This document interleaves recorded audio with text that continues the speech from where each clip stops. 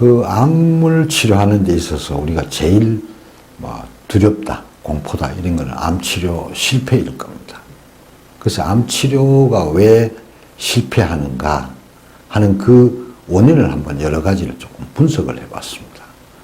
암 치료 실패 원인의 가장 큰 문제는 진단이 늦은 겁니다.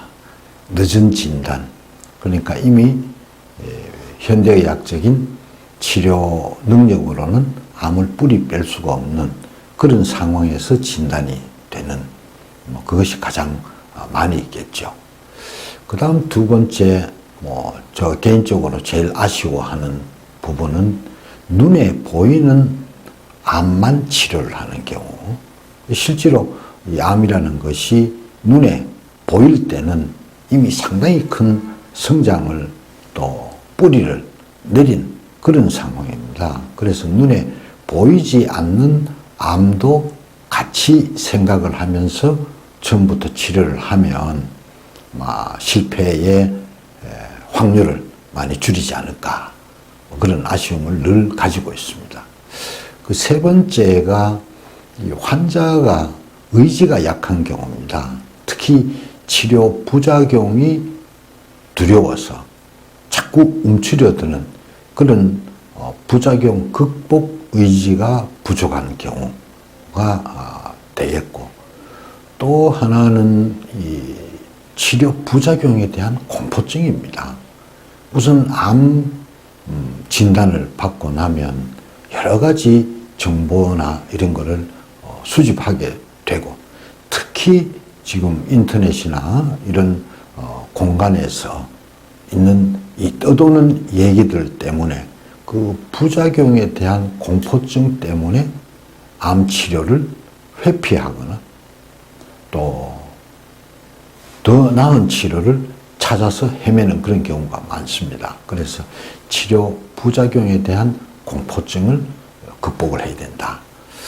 그 다음이 이제 역시 치료 부작용에 대한 얘기긴 합니다만은, 환자들이 항암제가 우리 몸의 면역 기능까지 다 망가뜨려서 안 된다고 그러는데, 이렇게 생각하고 항암 치료를 늦추어서 면역 걱정 때문에 암을 놓치는 경우.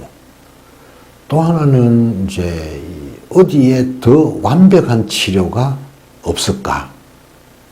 그래서 그 완벽한 치료를 찾다가 시기를 놓치는 경우도 왕왕 있습니다. 제가 이 상담을 쭉 해보면 항암 치료에 대한 얘기를 하면 그게 부작용이 심하고 내 몸을 망가뜨리고 그러던데요.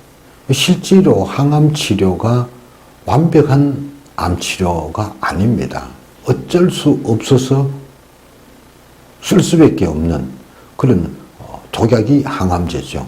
그래서 완벽한 암 치료를 찾기보다는 오히려 최선의 선택을 하는 것이 더 좋다. 그 다음에 이제 마지막으로 치료 전략의 실패입니다. 제가 볼 때는 암의 상황에 따라서, 병기나 암 종류에 따라서 약간은 다른 치료 전략을 필 필요가 있습니다. 그러니까 눈에 보이는 암뿐만이 아니라 눈에 보이지 않는 암까지 선멸을 하려면 처음부터 전략적인 접근이 필요하다. 이런 여러 가지 원인들이 있는데, 이 원인들을 우리가 잘 알고 그러면 암 치료 실패율을 계속 줄일 수 있지 않을까.